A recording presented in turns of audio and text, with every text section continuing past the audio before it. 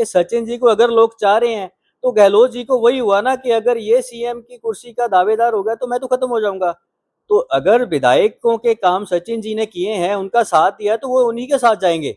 ये गहलोत जी को बीजेपी ले रही है या सचिन जी को बीजेपी ले रही है, इसमें वो अभी मैं इस पे कुछ नहीं कह सकता। सचिन पायलट अगर सीएम फेस होते हैं तो क्या गहलोत आ जाएंगे बीजेपी? देखिए, गहलोत जी के बारे में कुछ नहीं कहा जा सकता, वो कुछ भी कर सकते हैं। वो अपनी सरकार में नहीं कुछ कर पाए तो अब क्या करेंगे? एक ही रास्ता बचता है फिर।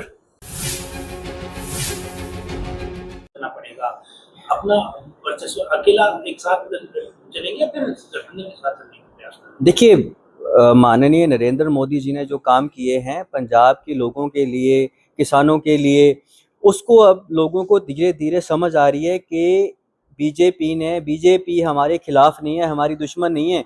बीजेपी को अगर हम लाते हैं तो बीजेपी हमारे लिए कुछ अच्छा ही करेगी। बाकी रही बात गठबंधन की, अभी गठबंधन पे कोई बात नहीं की जा सकती कि क्या है, लेकिन मुझे इतना है कि अगर बीजेपी अकेले भी फाइट करती है तो वो सक्सेस रहेंगे। भाजपा जिस तरीके से काम कर रही है, कई ऐसे राज्य हैं जहां पर भाजपा अपना परचम लहरा चुकी है। कुछ ऐसे राज्य बचे हैं जहां कांग्रेस ये आरोप लगाती है कि जहां सरकार नहीं बन रही है वहां विधायकों को तोड़ा जाता है, पैसों के बल पे खरीदा जाता है, उसके बाद बीजेपी सरकार बनाती है। क्या मानते हैं आप, क्या ऐसा होता है राजस्थान जो अन्य कांग्रेस के देखिए, अब विजय ने अपनी सरकार बनाई है तो वहां क्या बीजेपी ने कितना तोड़ मरोड़ा है उसको। राहुल जी ने बिना किसी शर्त के उसको अपना गठबंधन दिया है, उसके साथ जुड़े हैं, तो वहां पे बीजेपी ने क्या किया है उसको? अगर ऐसा होता तो वहां सरकार बन पाती? ये खाली सिर्फ इनका ड्रामा रह गया है, लोगों को बेवकूफ बनाने के लिए, लोगों को ये बताने के लिए कि बीजेपी हर तरफ से प्रेशराइज कर रही है, बीजेपी आपको खत्म कर देगी, बीजेपी आपको ऐसा कर देगी, वैसा कर देगी। ऐसा कुछ नहीं है, ये लोगों को समझना पड़ेगा।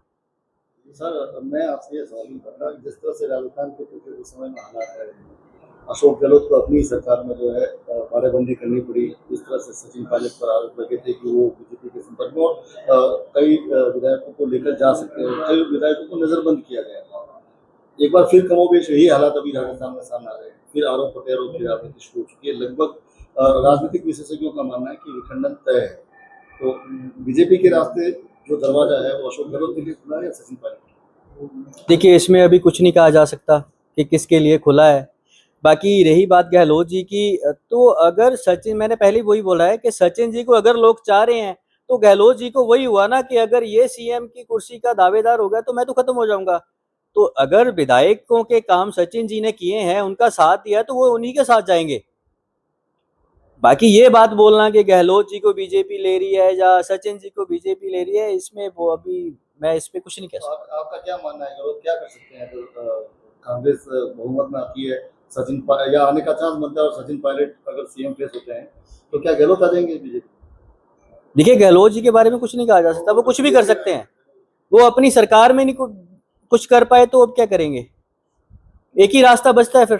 बीजेपी की मोदी सरकार को 12 साल हो चुके हैं। पंजाब के अंदर जिस तरह के हालात पिछले 12 साल में देखने को मिल रहे हैं कि नशे का कारोबार बढ़ रहा है, क्या उसमें केंद्रीय जांच एजेंसियां, केंद्रीय जो सुरक्षा एजेंसियां हैं, वो अलर्ट होकर काम नहीं कर पा रही, या फिर जो क्षेत्रीय जो स्थानीय सरकार है वो उसमें सपोर्ट नहीं कर रही, या फिर उसको विरोधाभास कर रहा है? देखिए, सबसे पहले ऐसा होता है कि हम एक पंजाब को एग्जाम्पल ले लेते हैं। जो भी सबसे पहले इंटेलिजेंस काम करती है आपकी स्टेट की। पंजाब एक बॉर्डर राज्य है जो पाकिस्तान के साथ टच में है। तो उसमें क्या होता है कि अगर नेशनल एजेंसियां या सेंटर की एजेंसियां वहां तब काम कर पाएंगी अगर आपको वहां की एजेंसियां सपोर्ट करेंगी। तो वहां की एजेंसियां तो आपको किसी चीज के लिए सपोर्ट नहीं कर रही। सीएम ने खुल के बोल रखा है कि आप अगर सीएम सर हिलाता है तब तो डीजीपी साहब काम करते हैं। तो सेंटर की एजेंसियां वहां क्या करेंगी, आप ये बताए ना। एक सवाल है सर, आप पंजाब से आते हैं, वहाँ पर जो है आप गवर्नमेंट है, और जिस तरह से अन्ना हजारे को सामने फेस लाकर और केजरीवाल का निर्माण किया गया था, ठीक इसी तर्ज पर एक बार फिर सोनम वांगचुक को सामने लाकर जो दीपक है वो क्या नया केजरीवाल बनने की तैयारी में कांग्रेस पार्टी? देखिए, ये केजरीवाल जी का जो दिमाग है बहुत अच्छा चलता है, बढ़िया ऑफिसर रहे हैं। तो केजरीवाल जी ने अपना घर तो पूरा कर लिया, 2500 का सिस्टम उनका बन गया, शीश महल बन गया। तो उसके बाद ऐसा है, अब किसी को तो नया फेस लाना है ना, तो दीपक को सामने लाएंगे, लेकिन ना तो दीपक केजरीवाल बन पाएगा और ना बांगचू अन्ना हजारे बन पाएंगे। सर ये लोग समझ चुके हैं। सर जो पंजाब से पानी राजस्थान में आता है, अब 60 सालों का हिसाब जो है गवर्नमेंट मांग रहे हैं, पैसे मांग रहे हैं और पानी भी रोकने का प्रयास हो रहा है, उसके ऊपर आपकी क्या प्रतिक्रिया है और ये किस तरह से सही मानते हैं, गलत मानते हैं, क्या? देखिए, ये पानियों का मुद्दा तो अभी से नहीं, बहुत टाइम से चला आ रहा है, लेकिन हरियाणा के साथ भी इसने ऐसा ही किया है। तो राजस्थान, यहाँ जहाँ बीजेपी की गवर्नमेंट है, उस चीज के खिलाफ भगवंत मान खड़ा ही रहता है। वैसे तो बेचारे खड़े नहीं हो पाते हमारे सीएम साहब, तो 2 पैग सुबह लग जाते हैं तो शाम तक ये उसी चीज में बोलते हैं जो केजरीवाल जी उनको दे देते हैं। एक तोता होता है ना, तोता, तो उसको हम सिखाते रहते हैं कि मिट्ठू वैसे, सेम वही पोजीशन है। दिल्ली से मैसेज आता है पूरी ब्रीफ बन के, तो वही भगवंत मान जी विधानसभा में वही बोलते हैं, मीडिया में वही बोलते हैं, बस। सर एक सवाल होता है जो सुधीर बात हुई अपने, जिस तरह से अगर पंजाब की बात करें तो शौर्य और पराक्रम के लिए जो है पंजाब में को जाना जाता था। आज देश में पंजाब की बात करते हैं तो सबसे पहले नशे को लेकर जो युवा जुड़ते, जो वीडियो सामने आते हैं, और खुद विधानसभा के सीएम साहब की वीडियो, उनको लेकर क्या है? देखिए, मैंने पहले भी ये बोला था कि ये एक टैग लग चुका है। मैंने अलग अलग स्टेट में जब हमारा कहीं जाना होता है तो सरदार फेस को देख के सबसे पहले वो टैग लोगों की नजर में आता है, वो है नशा। कि नहीं यार, ये पंजाब से हैं तो इनका किसी कोई ना कोई नशे के साथ होगा। लेकिन ये मैं वही पहले बोला हूं कि आम आदमी पार्टी ने जब सरकार बनाई थी तो इन्होंने यही बोला था कि हम नशे को पंजाब से बिल्कुल खत्म कर देंगे। लेकिन आज की जो सिचुएशन है पंजाब की ऐसी है कि नशा पहले से कई गुना ज्यादा बढ़ चुका है, तो उसको ये खत्म नहीं कर पा रही, क्योंकि इनके पास समय नहीं है, इनकी पुलिस के पास समय नहीं है। इनकी पुलिस को यही काम दे रखा है कि जो आम आदमी के खिलाफ बोले आप उसको एफआईआर लॉन्च करो, उसकी फैमिली को उठाओ, उसको टॉर्चर करो, और इसके अलावा इनके पास कोई काम धंधा नहीं है।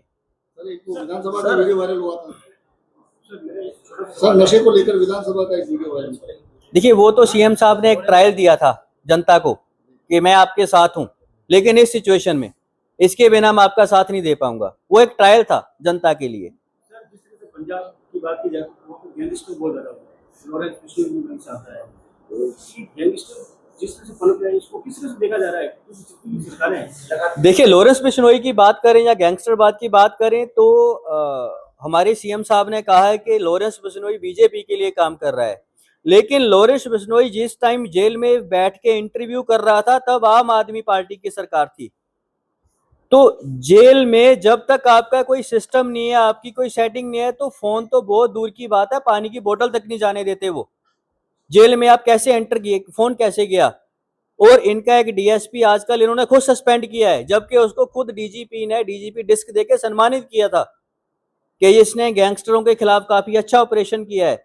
जब इन पे बात आई, डीजीपी पे बात आई, सीएम पे बात आई, क्योंकि इन्होंने वहां सीआईए मोहाली में बिठा के उसकी इंटरव्यू हुई थी, जब इन पे बात आई तो उसको इन्होंने सस्पेंड करके उसके खिलाफ एफआईआर लॉन्च कर दी। आज वही डीएसपी इनके खिलाफ है और एक एक बात खोलने के लिए तैयार है। और दूसरी बात आप ले लो, जब भी इनके खिलाफ कोई बोला, हरमीत सिंह पठान माजरा आम आदमी पार्टी का विधायक रहा है पटियाला से, तो जब उन्होंने इनके किसी ऑफिसर के खिलाफ बोला, उसके खिलाफ इन्होंने वो पुरानी एफआईआर थी उसमें उसको अरेस्ट डालने के लिए, वो बेचारा 6-7 महीने आउट ऑफ कंट्री रहा, आके उसने सरेंडर किया, आज उसको हाई कोर्ट ने बेल दे दी है, ठीक है। लेकिन जब वो सरकार में था, वो तब भी पीओ चल रहा था, तब उसकी अरेस्ट क्यों नहीं हुई? ये आप जो कह रहे थे कि आम आदमी पार्टी के लिए काम कर रहा है लॉरेंस बिश्नोई। देखिए, गैंगस्टरवाद का बढ़ना यही है। जितने गैंगस्टर हैं, आप गैंगस्टर के मतलब रिश्तेदारों को चेयरमैन बना रहे हैं ये लोग। आम आदमी पार्टी में कम से कम 3 ऐसे 4 ऐसे चेयरमैन हैं जो गैंगस्टरों के रिश्तेदार हैं, और गैंगस्टर इनकी सरकार चला रहे हैं। सुखजिंदर सिंह रंधावा जो हमारे एमपी है कांग्रेस के, वो चिल्ला चिल्ला के अपने हलके का हाल बता रहे हैं कि मेरे हलके में 2 चेयरमैन लगा दिए इन्होंने किसी गैंगस्टर के रिश्तेदार। तो इनके विधायक के साथ गैंगस्टर के भाई का घूमना, एक गाड़ी में बैठना, तो गैंगस्टर के भाई द्वारा उस विधायक की सिक्योरिटी यूज करना, तो आप क्या समझ सकते हैं। तो पंजाब की जो हालत है बहुत पतली कर दी आम आदमी पार्टी ने। राजस्थान में जो कांग्रेस का हाल हुआ है वही हाल पंजाब में आम आदमी पार्टी का होने वाला है।